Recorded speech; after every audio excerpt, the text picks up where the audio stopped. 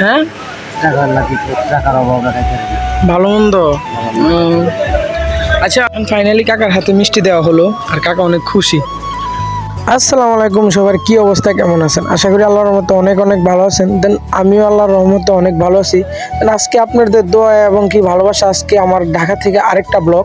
আর আশা করি এই ব্লগটা অনেক সুন্দর হবে, সবাই অনেক মনোযোগ দিয়ে দেখবেন। এবং কি এই ব্লগটা আসলে অনেক কিছু আছে, এই ব্লগে অনেক রহস্যবান অনেক জিনিস আছে।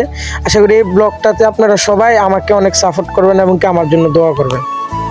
আজকে অফিস শেষ করে সকাল সকাল বাইরে পড়লাম, যার কারণ হচ্ছে যে অফিসটা অনেক লেটে ছুটি দিছে। আর ছুটি দেওয়ার পরে কিন্তু আমাদের একটা নিয়ম ছিল যে ছুটি দেওয়ার পর আমরা একটু রিল্যাক্স হবো, রেস্ট টেস্ট নিবো, নেওয়ার পর তারপর যে যার মতো যেখানে চলে যাইবো। আর আমার তো এত রেস্ট নেওয়ার কোনো দরকারই নাই, যার কারণ হচ্ছে যে আমি একটু ঘোরাফেরা অনেক পছন্দ করি।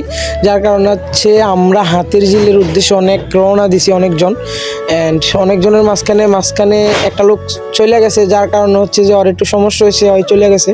দেন আমি কিন্তু একা ছিলাম, আমি কিন্তু হাতির ঝিলটা অনেক ঘোরাফেরা করছি। আর হাতির ঝিল যে ব্রিজটা দেখতেছেন অনেক অনেক সুন্দর।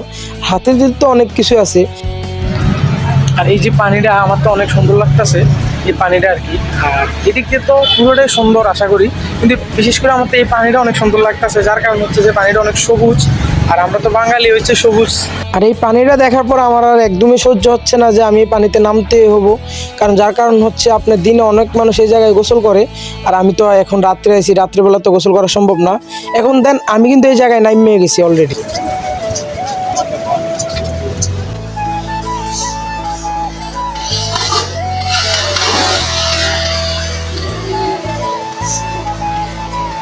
এই জায়গা পড়ার পর আমি একদমই ব্যথা পাই নাই। তারপরেও মানুষজনকে বুঝাইতে হয় যে আমি একটু ব্যথা পাইছি, তারপরেও না মানুষ আসবে, তারপরেও মানুষ আসে নাই, কারণ মানুষ তো বুঝতে পারছে যে আমি আসলেই ব্যথা পাই নাই। আর একটা মজার ব্যাপার হচ্ছে যে আমার ফোনের ক্যামেরাটা ধরছে, আসলে ও জানতো না যে আমি এই জায়গায় পড়ে যাবো, আমি নিজেও জানতাম না যে আমি এই জায়গায় পড়ে যাবো। আর এই যে জায়গাটা দেখতেছেন এটা অনেক পুরনো দিনে। আর এই জায়গাটা কিনা দাদা, এই জায়গাটা কিনা মানে হাতির ঝিল তো, মানে বুঝছি এই জায়গাটা, এই যে বিল্ডিংটা দেখতেছেন এটা কিনা সুইচ গেট, মানে এটা কি ছিল আগে, মানে গেট ছিল না।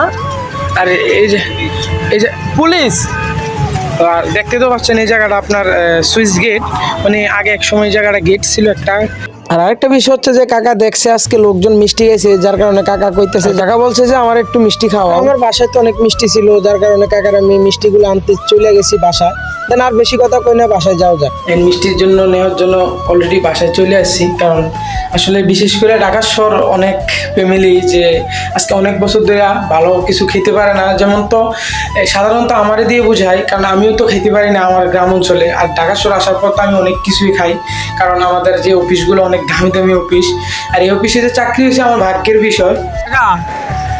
কাকা মিষ্টি তো আনছি আপনার জন্য, হ্যাঁ খাবেন, আন্টিরে নিয়ে বাসায় খাবেন।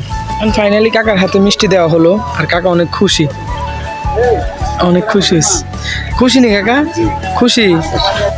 আর কাকা তো মিষ্টিগুলো পেয়ে অনেক খুশি, যার কাকা খুশি না? হ্যাঁ অনেক খুশি না? ওকে, আমার বাচ্চা যারা তুমি দোয়া করো। হ্যাঁ দোয়া করতো, একটু জোরে কর, বলে একটু দোয়া করতো। আমার বাচ্চা যারা লাগে একটু দোয়া করি, কারণ আল্লাহ তাআলা সবারই মানে খাওয়ানোর দান করে, কাউনের তহিদ। আমিন। ওকে কাকা, আল্লাহ হাফেজ। হ্যাঁ যাও যাক, হ্যাঁ অবশ্যই বাসা যান। আর আজকে ব্লগটা এই পর্যন্ত দিয়ে সবাই ভালো থাকবেন, সুস্থ থাকবেন, আর অবশ্যই আমার জন্য সবাই দোয়া করবেন। আর আসলে আমি যত মানুষের সেবা করতে পারি এ উপলক্ষে আমি চাই আমি দু একজন মানুষকে সেবা করতে পারি। আর আরেকটা হচ্ছে যে আর তো আমার কিছু বলার নাই, তো সবাই ভালো থাকবেন, সুস্থ থাকবেন, সবাইকে আল্লাহ হাফেজ।